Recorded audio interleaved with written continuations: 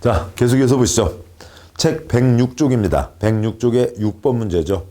개발사업, 환지계획과 관련된 설명 중 틀린 것은 동그라미 1번 행정청이 아닌 시행자가 환지계획 작성한 때에는 특별자치도지사 시장군수구청장의 사전 검토를 받아야 된다. X요. 사전 검토가 아니라 인가를 받아야 되죠. 행정계획으로 확정을 하는 겁니다. 그러니까 환지계획, 인가를 받아야 되죠. 그러니까 사전 검토 틀렸고요. 그래서 1번이 틀렸습니다. 2번 시행자는 토지면적 규모를 조정할 특별한 필요가 있으면 과수토지가 되지 않게 면적을 증가하여 환지를 정하거나 환지 대상에서 제외할 수 있다. 증환지 알 수도 있고요. 150에다 50 더 붙여서 200제곱미터 맞출 수도 있고 기준이 안 되면은 아예 안 줄 수도 있죠. 3번 토지 소유자의 신청 또는 동의가 있는 때에는 해당 토지 전부 일부에 대해서 환지를 정하지 않을 수 있다. 다만 해당 토지에 대해서 임차권자 등이 있는 때에는 그 동의를 받아야 된다. 신청 동의, 환지부 지정, 임차권자 동의 한 세트죠. 4번 시행자는 도시개발사업 원활한 시행에서 특히 필요한 때에는 토지 소유자, 건축물 소유자 신청을 받아 입체 환지할 수 있다. 맞고요. 5번 시행자는 도시개발 사업에 필요한 경비에 충당하기 위해서 일정한 토지를 채비지로 정할 수 있다. 맞습니다. 틀린 것은 1번이었죠. 다음 7번 문제입니다. 개발법 환지방식 사업에서 입체환지 신청과 공급에 대한 내용으로 틀린 것은 이 되어 있는데요. 그러니까 입체환지에 대한 얘기를 간단히 보고 가시죠. 그러니까 환지는 기본적으로 땅 대신에 새 땅을 받는 겁니다. 그런데 땅 대신에 그러니까 건축물의 일부, 아파트 한 채, 상가 일부를 받을 수가 있는 거죠. 그러면 그 흐름들은 뭐 이렇게 됩니다. 개발법에 환지가 있죠. 뭐 개구라 헌 땅 줄게 새 땅 다오 토지 대신에 토지를 받게 됩니다. 도시정비법에서 환권을 보시게 되죠. 그러니까 환권은 두꺼봐 헌 집 줄게 새 집 다오 그러니까 건축물 대신에 그러니까 건축물입니다. 그러니까 그런데 환지에서 이론적으로 확정되었다. 그래서 토지도 붙게 되고요. 그래서 토지 소유자에게 토지나 건축물을 건축물 소유자에게 토지나 건축물을 준다가 되는 겁니다. 자, 이렇게 확정되었는데 또 환권에서 확정된 것을 도시개발법에서 또 적용을 하는 거죠. 토지 대신에 토지를 말고 그러니까 이 건축물을 받게 되는 경우가 있잖아요. 그러니까 요거를 따온 겁니다. 그래서 토지 소유자나 건축물 소유자가 그러니까 건축물을 받을 수 있다라고 하는 게 입체환지이죠. 도시정비법의 빨간색 부분을 따온 겁니다. 따라서 그 다음에 입체환지에 관련된 기타 세부적인 사항들은 개발법에 고유한 한두 가지 내용을 빼고는 도시정비법의 환권의 기본 흐름들을 거의 그대로 적용하고 있습니다. 심지어는 뭐 날짜까지도 글자 한자 안 틀리고 똑같은 경우들도 있고요. 그래서 세부적인 사항은 도시정비법을 보시면 되고 개발법에 고유한 몇 가지들을 보시면 되겠습니다. 자, 보시죠. 7번 문제예요. 입체환지 신청과 공급에 대한 내용으로 틀린 것은 동그라미 1번 시행자는 도시개발사업 시행하기 위해서 필요한 경우 토지 건축물 소유자 신청을 받아 건축물의 일부와 토지의 공유지분을 부여할 수 있다. 맞고요. 동그라미 2번 근데 아파트를 신청하는데 워낙 작으면 못 주잖아요. 환지도 기준이 안 되면 환지를 안 주듯이 아파트도 역시 마찬가지입니다. 동그라미 2번 다만 입체환지를 신청하는 자의 종전에 소유하고 있던 토지 건축물 권리가액이 도시개발사업으로 조성되는 토지에 건축되는 구분 건축물 최소 공급 가격의 70% 이하인 경우에는 시행자가 규약 정관 시행 규정으로 신청 대상에서 제외할 수 있다고 되어 있습니다. 새로 만들어진 아파트 중에 가장 작은 것, 최소 공급 가격의 70% 이하면 안 줄 수 있다는 거죠. 동그라미 3번, 그러니까 환지전 토지에 주택을 소유하고 있던 토지 소유자라 하더라도 위 동그라미 권리가액 이하인 경우에는 입체환지를 신청할 수 없다. 틀렸고요. 그러니까 환지전 토지에 주택을 갖고 있었으면 지분 주자는 거죠. 그러니까 권리가액이 작다 하더라도 그러니까 입체환지 신청할 수 있다가 됩니다. 3번이 틀렸고요. 4번 입체환지의 경우 시행자는 환지계획 작성 전에 실시계획의 내용, 환지계획 기준, 환지상 필지, 건축물의 명세, 환지 신청 기간 등을 그러니까 토지 건축물 소유자에게 통지하고 해당 지역에서 발간되는 일간신문에 공고해야 된다. 입체환지 신청을 받습니다. 하겠죠. 동그라미 5번 입체환지 신청 기한은 위 규정에 따라 통지한 날부터 30일 이상 60일 이하로 해야 한다. 다만 시행자는 환지계획 작성에 지장이 없다고 판단하면 20일 범위에서 신청 기간을 연장할 수 있다. 도시정비법과 똑같은 표현입니다. 7번 문제 틀린 것은 3번이었습니다. 8번 문제예요. 도시개발 사업을 원활히 시행하기 위해서 특히 필요한 경우 토지 건축물 소유자 신청을 받아 건축물의 일부와 건축물이 있는 토지의 공유주변을 부여할 수 있다. 이에 대한 내용으로 틀린 것은 이 되어 있는데요. 그러니까 우선 다음 쪽 해설을 먼저 보고 오시죠. 8번 문제 해설이요. 해설의 오른쪽 도시정비법을 보시죠. 도시정비법 정비사업 공익사업이죠. 열차가 갖고 있으면 한 채, 10사람이 한 채를 공유하고 있어도 한 채 주는 게 원칙입니다. 둘째 줄 오른쪽 칸이요. 10개를 갖고 있어도 한 채를 주고 하나의 토지건축물을 10사람이 공유하고 있어도 한 채를 주는 겁니다. 그런데 소유한 주택수만큼 받을 수 있다라고 하는 게 있죠. 그러니까 그게 국가, 지방자산체, 주택공사 등은 10채 갖고 있으면 10채 가져가야죠. 근로자, 숙소, 기숙사, 경제발전, 땀을 일하시는 분들 주무시는 집 10채 있으면 10채 가져가야 됩니다. 과밀 억제 권역이 아닌 재건축 사업 소유자는 10채 갖고 있으면 10채를 가져갈 수 있죠. 서울, 인천, 경기가 수도권이죠. 수도권에 3개의 권역이 있습니다. 과밀 억제 권역, 서울 위로 의정부, 아래로 수원, 성남, 워낙 바글바글 지역이요. 그러니까 거기는 워낙 사람이 바글바글하니까 아래 따로 규정이 있고요. 거기가 아닌 대한민국 대부분 땅에서는 그러니까 10채가 갖고 있으면 10채입니다. 그러니까 넷째 줄이요. 그러니까 2채를 줄 수 있다. 하나는 60제곱미터 이하로 한다. 그러니까 작은 집을 많이 만들자 지원하는 거죠. 그래서 작은 집 지으면 60제곱미터예요. 그러니까 그러면은 18.7평 규모입니다. 그걸 지으면은 그 집 한 채를 더 받아갈 수 있다. 그다음에 과밀 억제 권역인데 투기과일지구가 아니면 그러면 3채까지 받을 수 있다. 그리고 가로주택도 3채까지 받을 수 있다라고 하는 게 있죠. 가로주택 정비사업이요. 자, 이상 내용이 그러니까 왼쪽 칸 개발법 환지 입체 환제도 똑같이 적용됩니다. 물론 넷째 줄은 차이가 있지만 넷째 줄은 빼고요. 자, 이상 놓고 문제를 보도록 하시죠. 앞쪽 와서요. 107쪽에 8번 문제입니다. 그러니까 입체 환지 부여할 수 있다. 셋째 줄이요. 이에 대한 내용으로 틀린 것은 그러니까 동그라미 1번 입체 환지 신청 기한은 입체 환지에 대해서 통지한 날부터 30일 이상 60일 사이에서 정한다. 시행자는 환지계획 작성에 지장이 없다고 판단하면 20일 범위에서 연장할 수 있다. 맞고요. 동그라미 2번 1세대 1명이 하나 이상의 주택 토지를 소유한 경우 즉 한 사람이 땅 10개, 집 10개 갖고 있다고요. 소유한 주택수만큼 공급할 수 있다. X 틀렸죠. 공익사업입니다. 한 채를 주는 거죠. 다른 사람들도 들어와서 살아야 되잖아요. 한 채를 줍니다. 2번이 틀렸고 3번 같은 세대에 속하지 않는 2명 이상 10명이 한 주택, 한 토지를 공유한 경우 1주택 공급한다. 맞고요. 4번 근로자, 숙소, 기숙사 용도로 주택을 소유하고 있는 토지건축물 소유자에 대해서는 소유한 주택수만큼 공급할 수 있다. 맞고요. 5번 수도권 정비계획법이 과밀 억제 권역에 위치하지 않는 도시개발구역 토지건축물 소유자에 대해서는 소유한 주택수만큼 공급할 수 있다. 맞습니다. 답은 2번. 9번 문제요. 개발부상 채비지를 처분할 수 있는 가장 빠른 시기는 어느 시기부터인가? 근데 얘는 지금 이제 환지 예정지에 대한 것으로 이어지게 됩니다. 7번 보시죠. 환지 계획까지 계획 3개를 세웠습니다. 계획 3개를 세우고 그 다음에 이제 사업을 하게 되는 거죠. 사업을 하는 중간에 환지 예정지는 지정할 수도 있고 안 할 수도 있다가 됩니다. 그러면 환지 예정지는 환지 예정지를 지정할 수도 있고요. 환지 예정지를 지정하지 않는 경우도 있다는 거죠. 이걸 위에다 쓰도록 하죠. 환지 예정지를 지정하지 않을 수 있다. 그러면 이제 지정이 있든 없든 간에요. 환지 처분의 결과를 보도록 하죠. 다음에 이제 사업이 다 끝났다고 치죠. 사업이 다 끝났으면 그러면 준공검사 신청을 해서 그다음에 준공검사를 받고 그다음에 공사 끝 발표를 하면 사업이 확실히 끝나게 된 겁니다. 그럼 이제 환지계획에 정해진 대로 넘겨줘야죠. 그러면 환지처분, 환지계획대로 처분을 합니다. 공사 완료 공고가 있고 나서 60일 안에 환지계획대로 넘겨주는 환지처분을 하게 됩니다. 환지처분을 하려면 즉 옛날 땅 주인에게 새 땅을 주려면 환지계획에 정한 사항 이미 다 알고 있겠죠. 그거 한번 다시 확인하고 알리고 환지처분한다고 공고를 합니다. 그러면 이제 새 땅을 넘겨주게 되겠죠. 그래서 그 중에 A로 보면 A가 이쪽 1번 땅을 받는다고 보죠. A가 1번 땅을 받게 됩니다. 150에다가 50제곱미터를 더 얹은 200제곱미터 새 땅을 받았다고 치죠. 가까이 해서요. 여기에 종전 토지 모양을 그려보도록 하죠. 종전에 A가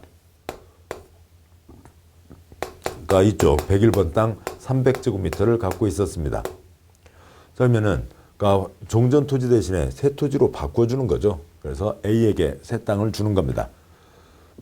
새 땅을 주는데 어떻게 줄까요? 리어카로 끌고 가나요? 끌고 갈 수가 없네요. 택배에서다가 연락하면 택배에서 땅을 배달해 주나요? 땅이 움직이지 않네요. 어떻게 줘야 돼요? 공고하면 넘어가죠. 공고하면 이게 특별한 거고요. 공고하면 공고한 날 밤 12시 공고한 다음 날 0시 즉 다음 날에 환지계획 정해진 대로 넘어가게 됩니다.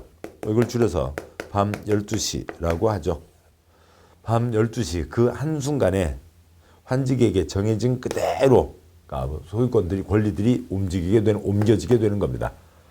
자, 이렇게 넘어가는데 자, 이렇게 해서 먼저요. 문선 다음 내용 가기 전에 공고로 넘겨준다.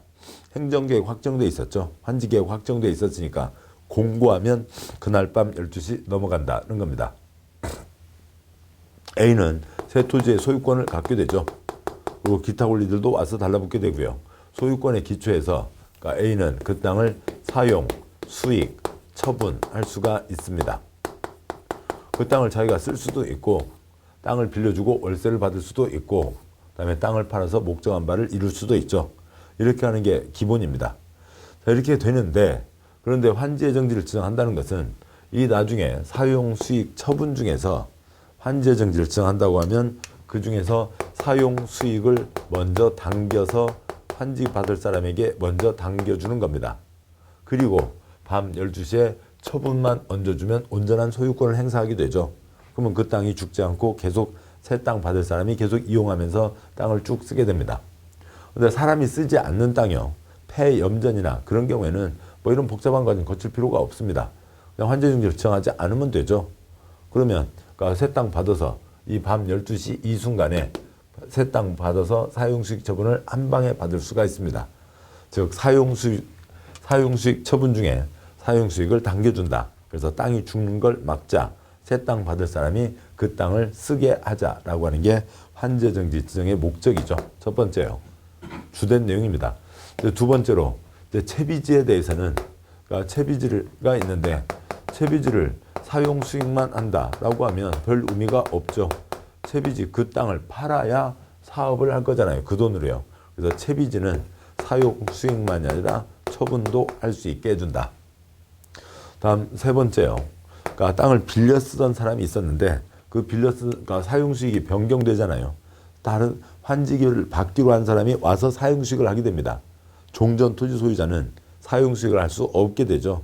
그러니까 종전 토지에 대한 기타 권리자도 사용 수익을 할 수가 없게 됩니다. 자, 그러니까 보증금과 월세 이가 있었는데 월세를 계속 내고 있었는데 그걸 다 낼 필요가 없죠. 일부를 못 쓰게 된 사람은 좀 깎아달라. 종전에 땅을 빌려 쓰고 있었는데요. C나 D가 A의 땅을 빌려 쓰고 있었습니다. 둘이 똑같이 보증금 1,000만 원에 월 100만 원씩 내고 있었다고 치죠.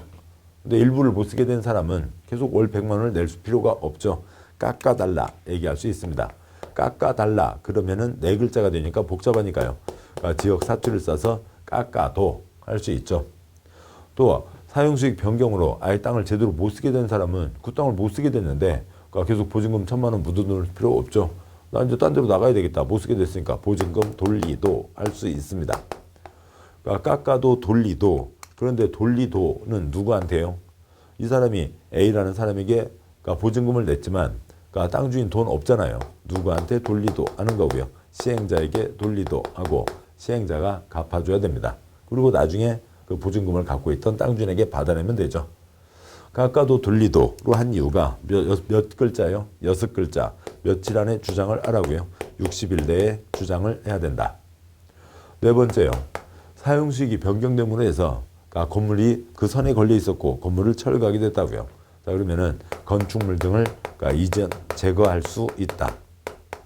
건축물 등을 제거하게 되는데 주거용 건축물은 아무 얘기도 없이 갑자기 와서 제거하면 한겨울에 어디로 나가서 할 거냐고요. 주거용은 딴 데로 이사 가야 되죠. 이사 가야 되니까 2월 전에는 통지를 해줘야 된다. 아무튼 60일과 2월에 그 고상한 차이에 대해서는 뭐 저도 잘 이해를 못하겠습니다. 아무튼 그렇게 돼 있는 거죠. 환제증 지정으로 나중에 받을 소유권, 그것의 사용수익 처분 중에 사용수익을 먼저 땡긴다. 채비지는 처분도 할 수 있다. 사용수익 변경으로 생기는 후속 조치들이 있게 됩니다. 이상이 환지정지에 대한 내용입니다. 9번 문제 보시죠. 채비지를 처분할 수 있는 가장 빠른 시기는 언제인가? 사업 끝나고 할 수도 있지만 환제증 지정이 있으면 채비지는 처분할 수 있죠. 환제정지 지정의 효력 발생일입니다. 동그라미 3번.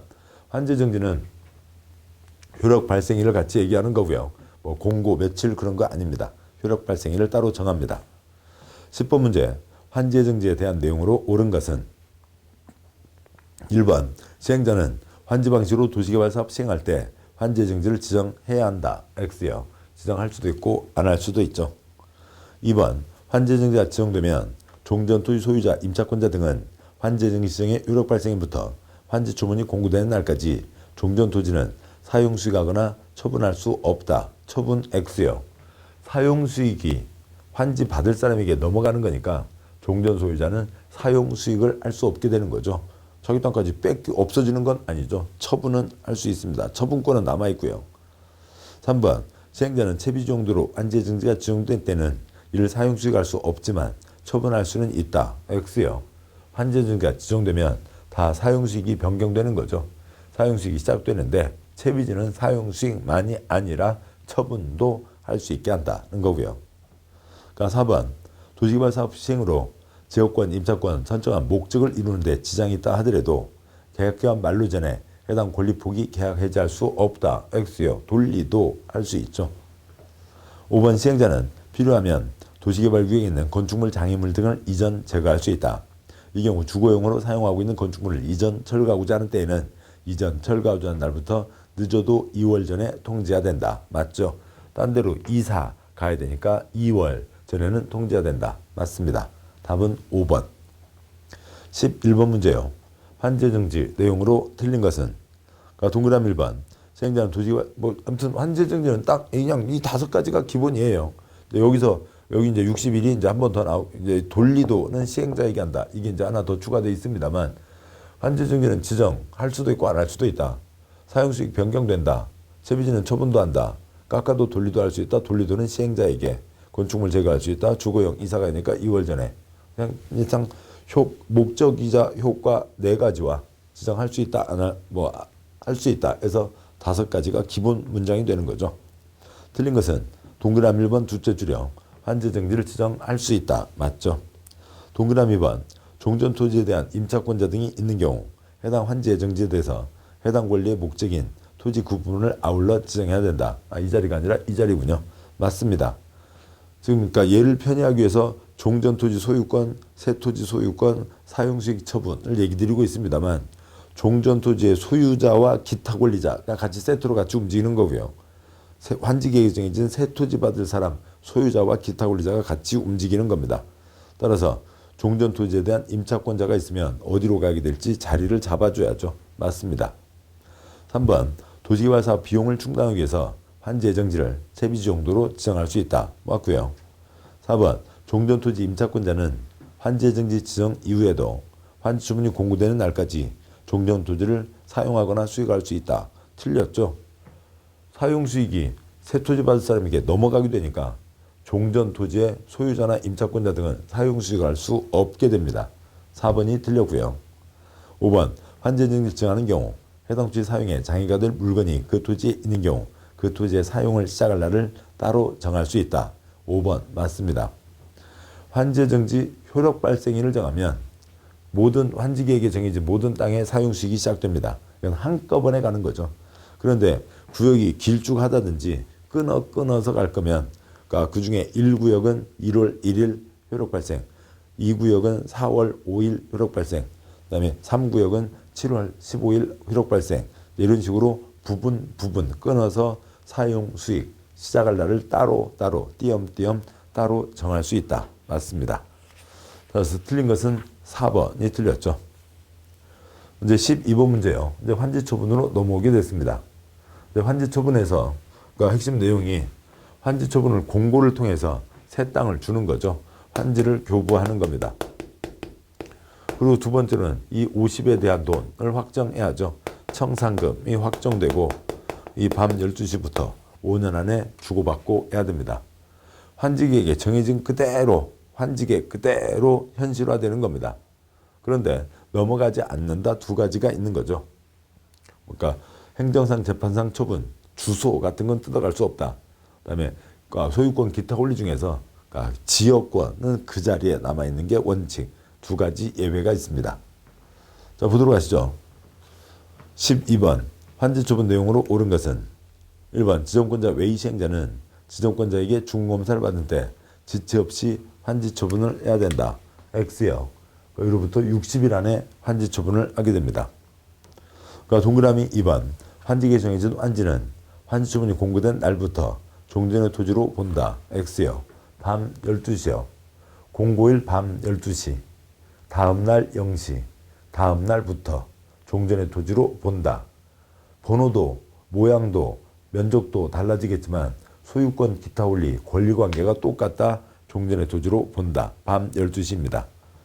3번 환지정지 지정에 의해서 이미 처분된 채비지는 환지 처분이 공고된 날이 다음 날에 채비지를 매입한 자가 해당 소유권을 취득한다. X요. 여기 채비지 환지정지로 처분했잖아요. 시행자가 처분을 했고 어느 누구 P라는 사람이 매입을 했습니다. 그러면 둘이 사고 판 거죠. 둘이 사고 판 거니까 그거는 소유권 등기한 때 소유권을 취득하게 되는 거죠. 3번 틀렸고요. 4번 도시개발구역안의 토지에 대한 지역권은 종전 토지에 존속한다. 탈싹 달라붙어 있는 지역권은 그 자리에 남아있는다. 맞습니다.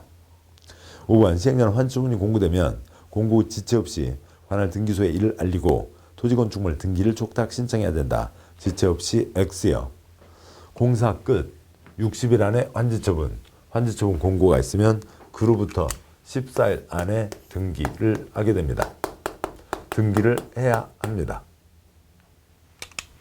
그래서 여기는 60일 안에 환지처분, 14일 내 등기로 가는 거고요. 사람들이 많이 살고 있던 곳이 아니죠. 처음 개발을 한 곳입니다. 근데 도시정비법 경우에는 사람들이 많이 살고 있으니까 공사 끝, 지체 없이 소유권 이전 고시, 지체 없이 등기를 해야 됩니다. 그래서 12번, 옳은 것은 4번이 맞는 거죠. 13번이요. 개발법 환지처분 내용으로 틀린 것은 1번 시행자는 환지번 도시개발사업 공사를 끝낸 때에는 지체 없이 공사완료 공고를 관보 공부해야 된다. 여기는 맞아요. 공사를 끝냈으면 자 이제 할 얘기 있으면 와서들 얘기들 하셔. 주민의견 청취 절차를 거치고 그 다음에 중공검사 신청해서 중공검사가 있으면 사업이 끝나게 되는 거죠. 주민의견 청취를 위해서 공고를 하는 거죠. 공고, 열람, 의견서, 반영, 통보로 이어지는 그 공람 절차는 시작이고 그건 바로 해야 됩니다. 1번 맞고요. 동그라미 2번 공사 완료 공고를 한 때에는 공사 설계서 관련 도민들을 14일 이상 일반에게 공람시켜야 된다. 주민의견 청취 과정을 거치는 겁니다. 맞고요. 3번 지정권자인 시행자는 국토부 장관의 중공검사를 받은 후 60일 이내에 환지 처분을 한다. X 틀렸죠. 개발법은 지정권자, 국시대, 국토부 장관, 시도지사, 대도시시장 그 31명 어느 누군가가 다 그 사업의 대장들인 겁니다. 그러니까 시행자가 아니고요. 그 사업 전체를 관할하는 행정청이죠. 그래서 지정권자가 국토부 장관에게 두장받는 거 없습니다. 지정권자는 다 자기가 일들을 처리할 수가 있는 거죠. 지정권자 자기가 시행자였으면 자기가 자기한테 검사할 일은 없잖아요. 주민의견 청취 절차를 거치고 그 다음에 공사 끝 하면 사업이 끝나게 됩니다. 동그라미 4번 환지처분 공고에는 사업비 정산 내역도 포함돼야 된다. 그래야 청산금 계산이 확정되겠죠. 맞습니다. 5번 환지기에 정해진 환지는 새 땅은 환지처분 공고가 있은 날이 다음 날부터 밤 12시부터 종전의 토지로 본다. 맞습니다. 틀린 것은 3번이 틀렸고요. 거기에 해설에 동그라미 1, 2번 여기 이제 주민의견 청취 절차에서 이제 더 써놨는데요. 이걸 조금 더 길게 얘기하면 이렇게 되죠. 시행자가 공사를 어느 정도 마무리했으면 난 이제 거의 다 끝났다 싶으면 주민의견 청취 절차를 거치라고요. 주민의견 청취 절차는 공고, 열람, 의견서, 반영, 통보 절차를 거치게 됩니다. 이런 절차를 거치고 나서 지정권자가 아닌 시행자는 숙제검사 신청을 넣는 거고요. 준공검사 신청. 그러면 준공검사를 하고 준공검사 받으면 끝이 되는 거죠. 그러니까 공사 완료 공고요. 또 아니면 지정권자가 자기가 시행자였으면 자기가 검사 신청 검사하지는 않으니까 공사 끝 발표를 하면 사업이 끝나게 됩니다. 그래서 그 해설의 동그라미 1, 2번 시행자가 실시계획대로 공사를 마무리한 후 토지등 소유자 의견 청취를 위한 공고, 이건 40조 공고고요. 그 다음에 지정권자 외의 시행자는 준공검사 신청을 넣고 그래서 지정권자에게 준공검사를 받고 또 아니면 지정권자가 자기가 시행자면 공사 끝, 공사 완료 공고, 이거는 51조 공고고요. 그래서 그러니까 어느 같은 자리에 전혀 다른 성격의 공사 완료 공고, 공사 완료 공고 두 가지 법이 엉망이죠. 아무튼 뭐 그런 가닥을 좀 구분을 하셔야 됩니다. 다시 문제 와서요. 13번 틀린 것은 3번이었죠. 14번이요. 환지 처분에 대한 내용 중 옳은 것은 동그라미 1번 채비지나 보류지는 시행자에게 소유권이 귀속된다. X 틀렸죠. 보류지에는 이 내용을 지우고 가죠.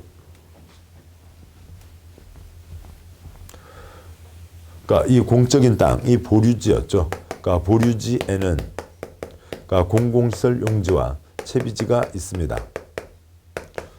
그러니까 채비지는 사업 비용에 충당할 땅이죠. 사업 비용은 누가 부담하는 거고요? 시행자가 부담합니다. 그래서 채비지는 시행자에게 넘어가게 되고요. 공공시설 용지는 해당하는 기관에 넘어가겠죠. 그러니까 세무서 땅은 국가에, 그다음에 시청 땅은 지방자치단체에 각각 넘어가게 됩니다. 그래서 이거는 환지계획에서 정한 자에게 넘어간다라고 되는 거죠. 그리고 모두 다 환지계획에서 정한 자에게 넘어가는 겁니다. 환지처분 자체가요. 당연히 환지계획에 채비지는 시행자가 가져간다고 써져 있을 테니까 사업비용은 시행자가 부담하니까요. 그래서 채비지도 역시 환지계획에서 정한 자가 가져가는 겁니다. 근데 환지계획에 뭐라고 써져 있냐면 채비지는 시행자가 가져간다고 써져 있으니까 그렇게 얘기를 하는 거죠. 그래서 채비지는 시행자에게, 나머지 공공시설 용지, 그러니까 나머지 보류지는 환지계획에서 정한 자에게 소유권이 귀속된다가 돼야 되고요. 동그라미 1번 틀렸고, 동그라미 2번 행정청 시행자가 채비지 보류지를 처분할 때 국가 지방의 재산 처분에 관한 법령이 적용된다. 뭔 소리인지 모르겠어요. 재산 처분에 관한 법령이 뭐예요? 몰라요. 우리 시험법이 바뀌죠. 넘어갑니다. 동그라미 3번 환지 처분은 반드시 틀려요. 반드시 의심하는 거죠. 반드시 환지계획에 의해서만 행하게 된다. 환지계획 그대로 처분하는 게 환지처분. 반드시 환지계획대로만 해야 됩니다. 3번이 맞아요. 가장 기본적인 내용이죠. 4번 환지처분 공고가 있으면 종전투지에 속하는 모든 권리는 모두 소멸한다. 말이 안 되죠. 환지 옮겨주는 겁니다. 5번 도시개발사업으로 설치된 공공시설은 법령, 시행규정, 정관규약에 특별한 규정이 없는 한 사업 시행자가 관리한다. 사업 끝났으면 시행자는 이제 털고 돈 벌어서 이제 해외 여행을 가겠죠. 그럴 사람이지 계속 거기에서 그걸 관리하고 있을 사람이 아닙니다. 공공시설은 관리청에 귀속되는데 귀속될 때까지 그때까지 시장, 군수, 구청장이 관리한다가 되는 겁니다. 그러니까 따라서 확실히 맞는 거 3번이 확실히 맞는 거죠. 당연한 상식이고요. 나머지 1, 4, 5 틀렸고 동그라미 2번은 한번 보고 넘기시자고요. 해설에 동그라미 2번 셋째 출점이요. 행정청 시행자가 채비지 보류지 관리 처분하는 경우에는 국가 지방 재산 처분에 관한 법률을 적용하지 않는다. 원칙으로 국가 지방의 재산 처분은 연간 계획에 의한다.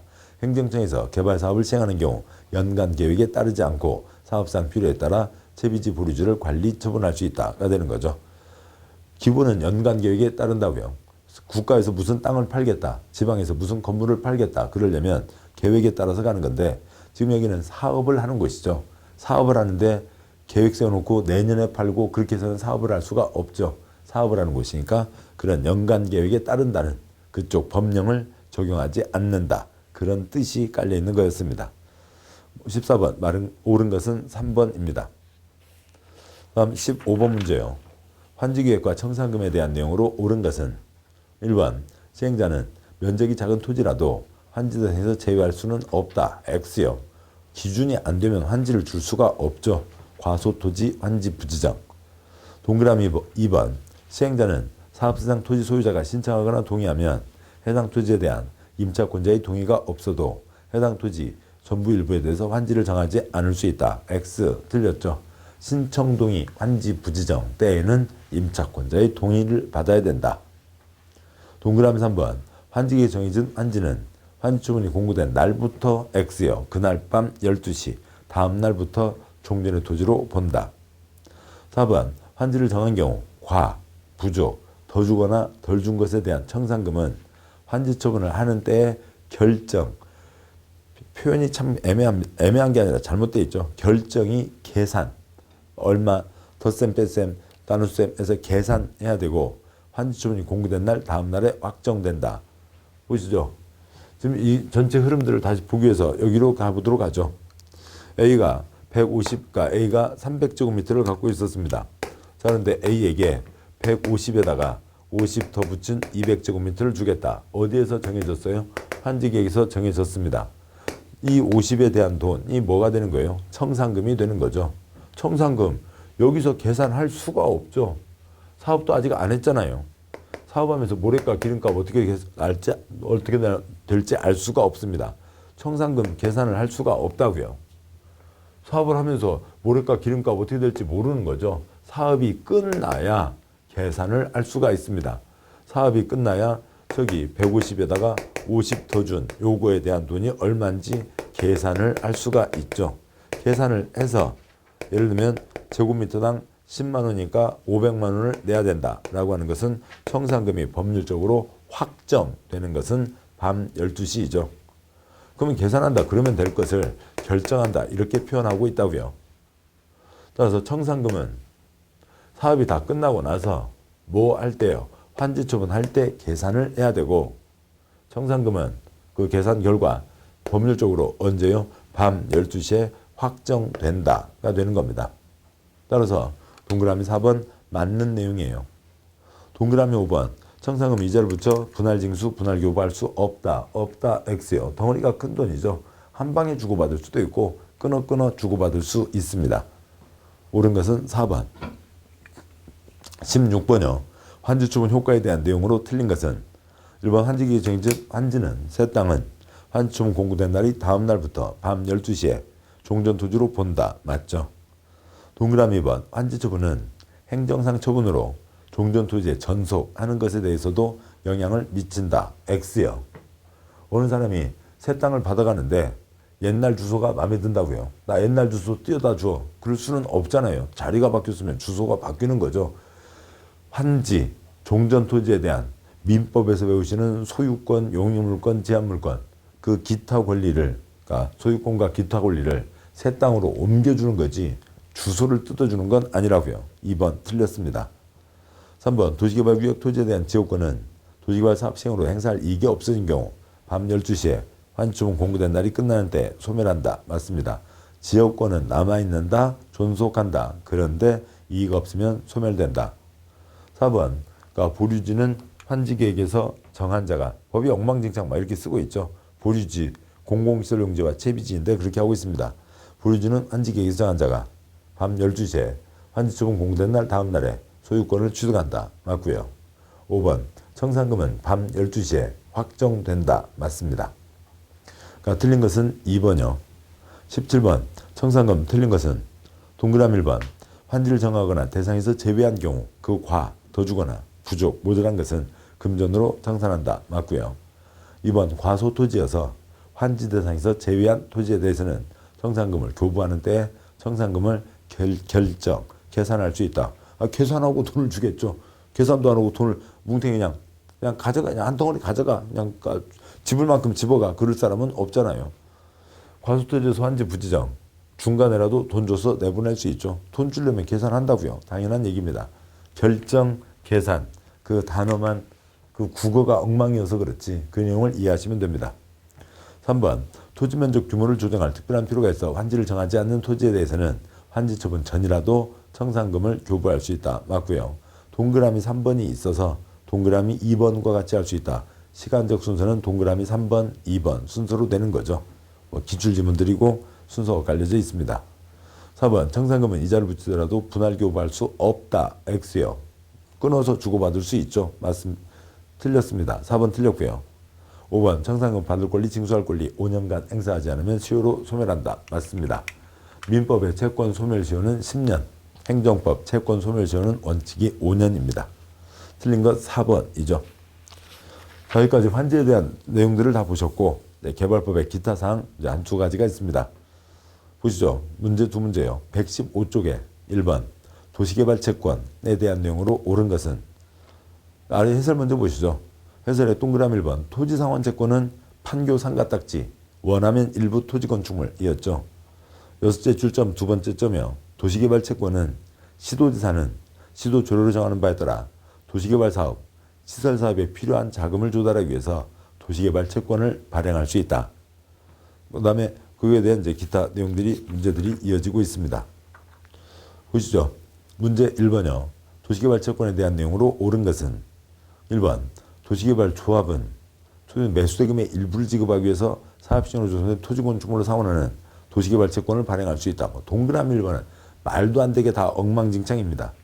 도시개발조합은 전부 한지 때만 만들죠. 수용 때는 나타날 수가 없는 겁니다. 두 번째요. 첫째 줄 뒷대목에 있는 원하면 일부 토지 건축물은 수용 때 시행자가 발행하는 토지상환 채권이죠. 둘째 줄 끝에 있는 도시개발 채권 6글자는 도시, 시도, 시도지사가 발행하는 채권입니다. 개발사업과 관련해서 뭔가 큰 이익을 보는 시행자들이 있을 거잖아요. 아니면 관계된 사람들이요. 그 사람들에게 싼 이자로 돈 좀 빌려줘 하는 게 도시개발 채권입니다. 동그라미 1번 틀렸고요. 동그라미 2번 도시개발 채권을 발행하는 경우 발행 총액에 대해서 국토부 장관의 승인을 받아야 된다. 국토부 장관이 틀렸는데요. 자, 보도록 하시죠. 공법에 이제 이 기본 흐름들은 잡으셔야죠. 공법에서요. 국가를 대표하는 게 각부 장관이고, 그 다음에요. 광역 지방자치단체 시도지사, 그 다음에 기초에 시장군 수구청장이 있습니다. 그런데요. 장관은 17명이 장관인 거죠. 17명이 업무로 국가를 대표하는 겁니다. 콘크리트나 땅은 무슨 장관이요? 국토부 장관. 그 다음에 농지법에서는 농림부 장관. 국가의 곳간을 책임지는 건 기획재정부 장관. 지방의 행정과 재정에 대한 상급청은 행정자치부 장관입니다. 옛날 내무부 장관이요. 70년대 내무부 장관을 얘기합니다. 지방의 행정과 재정, 지방에서 빚을 지는 거죠. 빚을 지는 거죠. 그러니까 그 지방의 재정에 대한 거니까 그 상급청은 행정자치부 장관이 됩니다. 행정자치부 장관의 승인을 받아야 된다가 되는 거고요. 국가는 17명이 업무를 나누어서 국가를 대표한다. 동그라미 3번 도시개발채권 소멸시효는 상환일부터 기산해서 원금은 5년, 이자는 2년으로 합니다.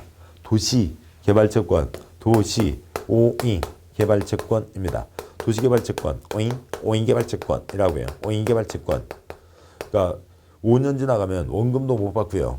2년 지나면 이자를 못 받게 되는 겁니다. 그러니까 이자는 2년. 4번 도시개발채권 상환은 5년부터 10년까지 범위에서 기획재정부 장관이 따로 정한다. X요. 그러니까 지방에서 발행하니까 지방에서 정하는 거죠. 지방 조례로 정하는 겁니다. 5번 국토계획법 개발 행위로 토지 형질 변경 허가받은 자는 도시개발채권을 매입해야 된다라고 되어 있는데요. 그러니까 형질 변경 허가받은 자, 뭔가 큰 이익을 보는 사람이죠. 그러니까 싼 이자로 그러니까 지방에 돈을 빌려달라. 그러니까 채권을 매입해라. 매입 의무자가 되는 겁니다. 국가나 지방이 발행하는 채권은 이자가 싸죠. 그걸 매입해야 되는 사람, 일반 사람에게 내놓으면 누가 사요? 안 사죠. 그러니까 매입 의무자가 정해지는 겁니다. 그 사람들은 뭔가 큰 이익을 보는 사람들이라고요. 그러니까 싼 이자로 지방 채권을 사라, 아니면 국가에서 발행하는 채권을 사라. 그러니까 즉 큰 이익을 보니까 돈 좀 내놔라. 그런 것과 비슷한 뜻입니다. 매입 의무자가 정해져 있습니다. 5번 맞습니다. 1번 문제 답은 5번이었고요. 2번 문제요. 도시개발채권 틀린 것은 동그라미 1번 지방자치단체장은 그러니까 도시개발 사업, 도시공객 시설 사업에 필요한 자금을 조달하기 위해서 도시개발 채권을 발행할 수 있다. 맞고요.